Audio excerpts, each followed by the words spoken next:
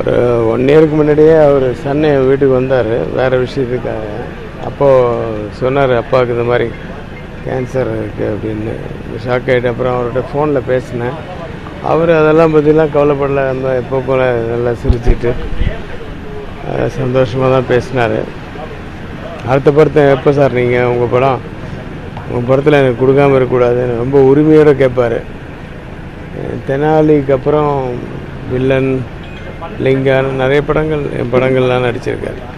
நல்ல மனிதர், எப்பவும் சிரிச்சுட்டே இருப்பார். வாய் விட்டு சிரித்தால் நோய் விட்டு போகும்னு சொல்லுவாங்க. அவரை விட வாய் விட்டு சிரிக்கிறவங்க எனக்கு தெரிஞ்சு ரொம்ப கம்மி. ஒன்று குமரிமுத்து, அந்த மாதிரி ஒரு சிலர் தான். அந்த நோய் எப்படி அவரை தாக்குச்சுன்னு தெரியல. Nice man. I lost one of my friends. Good soul. நிறைய அனுபவங்கள் இருக்குது.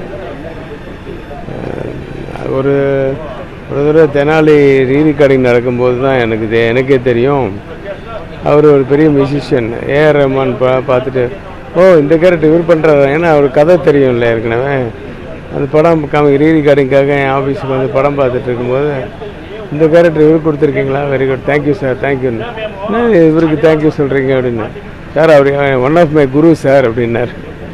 ஸோ இவர்கிட்ட ஏஆர் ரஹ்மானே ஒர்க் பண்ணியிருக்காரு.